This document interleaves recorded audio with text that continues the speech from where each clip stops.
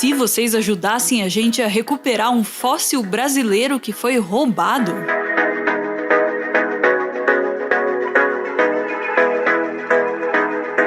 No dia 13 de dezembro de 2020, uma nova espécie de dinossauro brasileiro foi apresentada para a comunidade científica.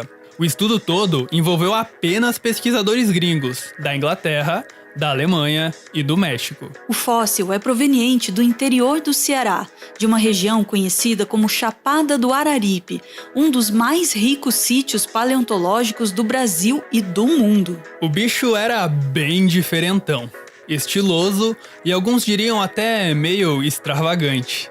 Do tamanho de uma galinha, o dinossauro era cheio de penas e tinha duas estruturas bem duras em cada ombro. O dinossauro foi batizado de Ubirajara jubatus, ou simplesmente Bira para os mais chegados. Ubirajara vem do tupi e significa Senhor da Lança, uma alusão a essas estruturas no ombro em forma de lança. Já o termo jubatus vem do latim e significa juba. De acordo com os autores do estudo, essas estruturas muito provavelmente eram utilizadas para se exibir e chamar a atenção de parceiros ou parceiras sexuais. Algo parecido com o que fazem alguns dinossauros avianos vivos atualmente, como os pavões com a cauda. Nenhum dinossauro não aviano conhecido até hoje possuía algo semelhante. O mais parecido com isso eram as penas de uma espécie de ave do paraíso lá da Indonésia. Um dinossauro brasileiro identificado como um dos pioneiros do exibicionismo dinossáurico. Realmente uma descoberta incrível. O problema é que não foi isso que mais chamou a atenção dos cientistas brasileiros. O que mais chamou a atenção foi o fóssil não estar no Brasil e não haver nenhum brasileiro envolvido no estudo. Não tem nenhum problema um estrangeiro estudar um fóssil brasileiro. A gente fica até feliz com o interesse dos gringos. Mas para isso, é necessário seguir algumas normas para garantir que esse fóssil não seja perdido, roubado ou até mesmo falsificado.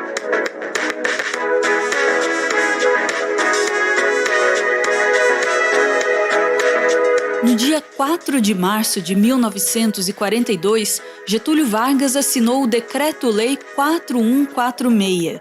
Esse decreto diz basicamente que todo e qualquer fóssil encontrado no Brasil pertence ao Brasil e que ele só pode sair daqui mediante autorização de órgãos responsáveis ligados ao governo federal. Essa ideia foi reforçada pela Constituição Brasileira de 1988. Que também diz que fósseis são patrimônios culturais brasileiros, devendo ficar no país para gerar benefícios culturais e sociais para a nação. Já o decreto número 98.830, de 15 de janeiro de 1990, sugere que fósseis e outros materiais científicos só possam ser coletados e estudados por estrangeiros se houver a participação de pelo menos uma instituição brasileira. Além disso, se for necessário levar o fóssil para fora do Brasil, é necessário informar a data de retorno dele. Fóssil brasileiro não é pote de plástico que você empresta da sua mãe não, tá? Pegou, tem que devolver. Desculpa, mãe. Você pode achar tudo isso um grande exagero, mas essas leis são importantíssimas para o desenvolvimento científico, cultural, social e até mesmo econômico da nossa nação.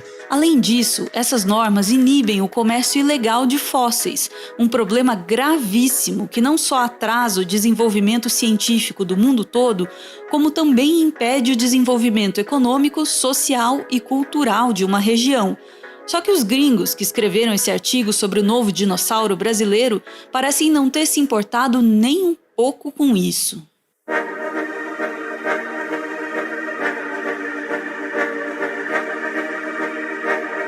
No artigo sobre o dinossauro brasileiro Ubirajara, os autores dizem o seguinte: o fóssil descrito aqui foi obtido de uma pedreira no Ceará e trazido para a Alemanha junto com amostras científicas em 1995, respeitando o Decreto-Lei número 4146, de 4 de março de 1942, que é aquele lá assinado pelo Getúlio Vargas.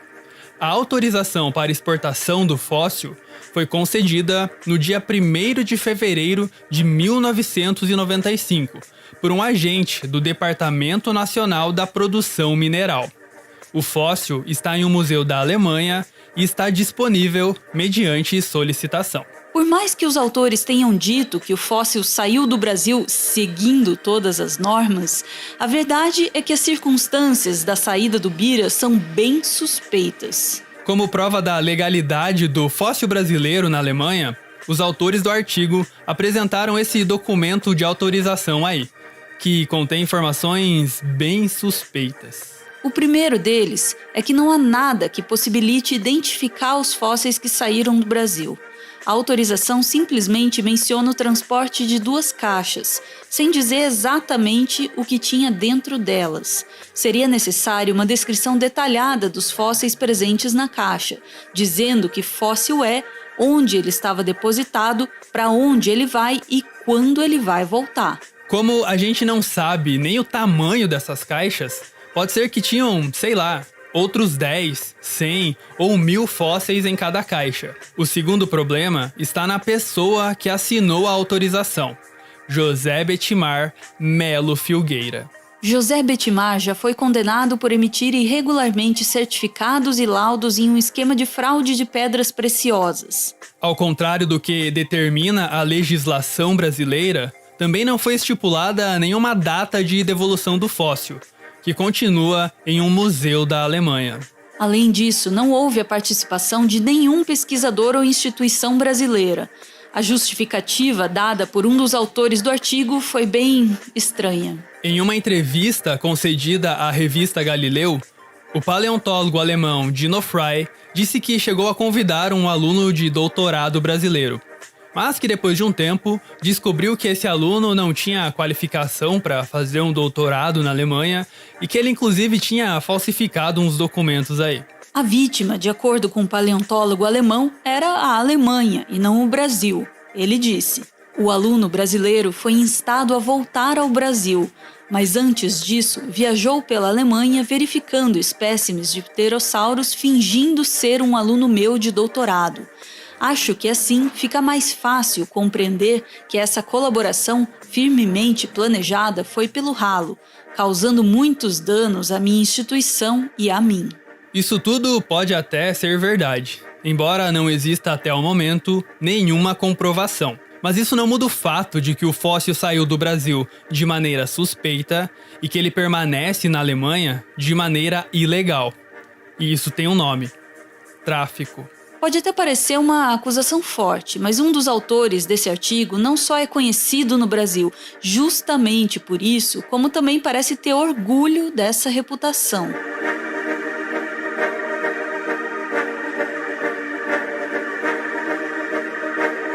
Esse aí é David Morfield, um paleontólogo fanfarrão da Universidade de Portsmouth, na Inglaterra. Ele é o segundo autor identificado no estudo que descreveu o dinossauro brasileiro. Em 2015, Marshall publicou esse estudo na prestigiada revista Science. O artigo descrevia o primeiro fóssil de uma cobra com 4 patas e 5 dedos. O fóssil da cobra de 4 patas tinha a mesma origem do Ubirajara, a Chapada do Araripe. Também não há nenhum documento autorizando a saída do fóssil do Brasil. Em uma entrevista ao Estadão, Marshall disse que não tinha nada a ver com a retirada do fóssil de cobra do Brasil e que ele só tinha visto aquele fóssil em uma coleção particular exposta em um museu da Alemanha, sem nenhum tipo de identificação. Quando perguntado por que ele não tinha convidado nenhum pesquisador brasileiro para se juntar ao time de pesquisa, Marshall respondeu: "Mas que diferença isso faria? Digo, você quer que eu também convide uma pessoa negra no time por razões étnicas, e um aleijado e uma mulher, e talvez um homossexual também, só para ter um pouco de equilíbrio?" 4 anos antes, em 2011, Marshall publicou um artigo rebatendo um pesquisador brasileiro que criticava o comércio ilegal de fósseis brasileiros.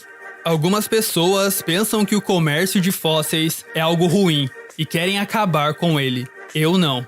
Eu quero ver isso expandindo. Eu quero que isso prospere. Quero ver pedreiras ao longo dos afloramentos fossilíferos da Chapada do Araripe, no Brasil, com pessoas cavando dia e noite. Sonho com lojas de fósseis ao redor do mundo, recheadas de peixes, pterossauros, dinossauros, insetos e plantas brasileiras. David Martil é tão fã do comércio ilegal de fósseis brasileiros que em 1998 ele homenageou o amigo José Betimar, o agente condenado por fraudar laudos de pedras preciosas.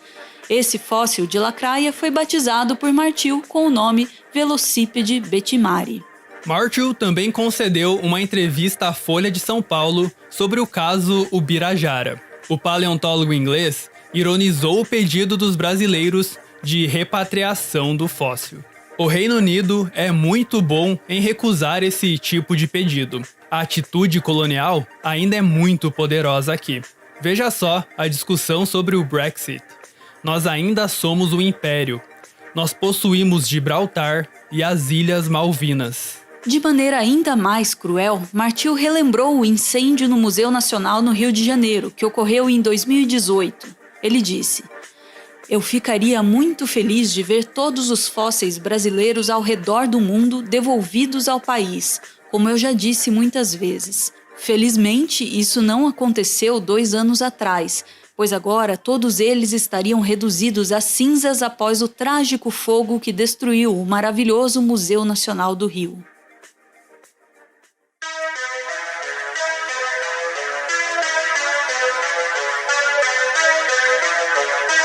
Pode ser que a revolta, a raiva ou mesmo a tristeza que você sente quando lembra do incêndio no Museu Nacional faça com que, pelo menos em parte, você concorde com Martil. Talvez os fósseis brasileiros estejam mesmo mais seguros lá fora. Mas é importante lembrar que instituições estrangeiras, mesmo as de grande prestígio, também estão sujeitas à perda de materiais de valor científico, histórico e artístico. O fóssil mais completo de espinossauro conhecido até hoje foi encontrado no Egito em 1912 e levado para o Museu de Munique, na Alemanha. Durante a Segunda Guerra Mundial, em 1944, o museu foi bombardeado e o espinossauro foi destruído junto com vários outros fósseis. Em 2019, a Catedral de Notre Dame, um dos maiores tesouros arquitetônicos da humanidade, também pegou fogo. O caderno mais famoso de Darwin, que continha sua anotação mais famosa, um desenho de uma árvore representando a evolução das espécies, desapareceu da Universidade de Cambridge. O caderno desapareceu em 2000, mas foi só em 2020 que a Universidade Inglesa tornou isso público.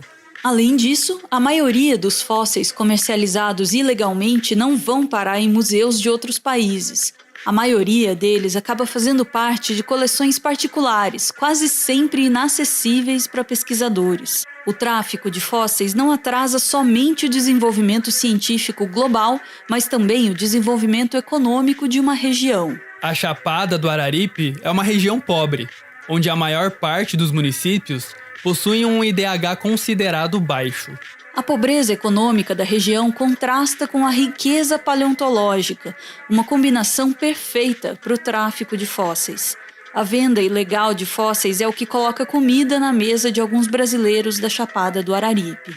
Uma possível solução para esses dois problemas seria transformar a região em um centro de geoturismo, algo parecido com o que foi feito na cidade de Lourinhã, em Portugal. A pequena cidade portuguesa é conhecida como Terra dos Dinossauros e atrai mais de 25 mil visitantes por ano. Investir no geoturismo da região do Araripe impulsionaria o desenvolvimento não só econômico, mas também cultural e científico da região, ao mesmo tempo em que inibiria o tráfico de fósseis.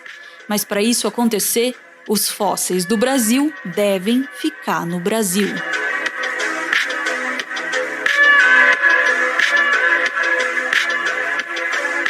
No Twitter, vários pesquisadores brasileiros, paleoartistas e entusiastas da paleontologia levantaram a tag Ubirajara belongs to Brazil, ou Ubirajara pertence ao Brasil. Esse vídeo é muito mais que um material informativo, é um pedido de ajuda. Você também pode ajudar a repatriar o Bira, mas claro, só se você quiser. Você pode ajudar entrando em contato com as instituições estrangeiras envolvidas no caso do dinossauro Ubirajara. A gente vai deixar na descrição do vídeo um link que contém 2 cartas escritas por 2 pesquisadores da Universidade Federal do Rio Grande do Norte, Aline Gilardi, que já apareceu aqui no Meteoro, e Tito Aureliano. A primeira carta pode ser enviada à Universidade de Portsmouth. Ela pede que algo seja feito em relação às atitudes asquerosas do paleontólogo Dave Marshall. É só você copiar esse texto, colocar seu nome e enviar para esses destinatários. A segunda carta é um pedido de repatriação do fóssil. Esse e-mail pode ser enviado para o museu alemão que está com o fóssil e para outras autoridades competentes da Alemanha. O esquema aqui é o mesmo. Você pode copiar esse texto, colocar seu nome e enviar para esses destinatários. Repatriar o Bira é muito mais que uma questão de se fazer cumprir a lei brasileira. É uma maneira de mostrar para os gringos que nós, brasileiros, também valorizamos a ciência. A gente conta com a sua ajuda.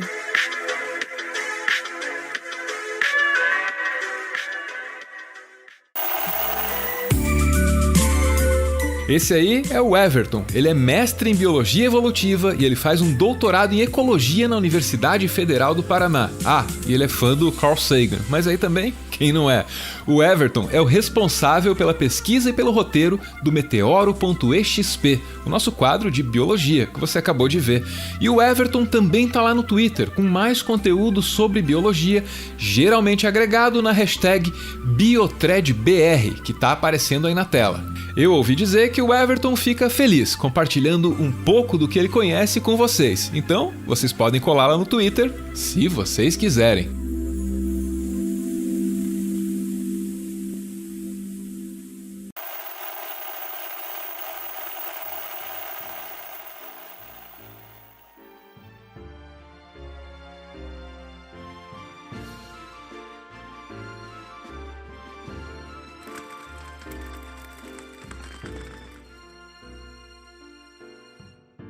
Muito obrigado por ver esse vídeo até o final. Meteoro é mantido graças a uma campanha de financiamento coletivo e quem participa aparece aqui no finalzinho que é para receber o nosso agradecimento. Muito obrigado, Pedro, que manda aí um feliz aniversário para a namorada Zingara. A mensagem do Pedro é a que segue. Quem diria que num momento tão difícil para todo mundo, algo tão lindo pudesse surgir assim. Zingara, você é a mulher da minha vida. Que eu possa te fazer cada dia mais feliz que o anterior. Que, ajudando um ao outro, nossos sonhos estejam ali, a alguns passos de distância. Nosso amor é a prova de que, apesar da vida sempre se mostrar difícil, nos cercando de pessoas boas e que querem nosso bem, tudo é possível. Te amo mais do que tudo. A Zingara, que faz aniversário no dia 24 de dezembro, véspera de Natal. Parabéns, Zingara! Tudo de bom hoje e sempre. E em dobro ainda porque é Natal, hein? Parabéns! Parabéns, Zingara. Obrigado, Pedro. Beijo, gente. Valeu!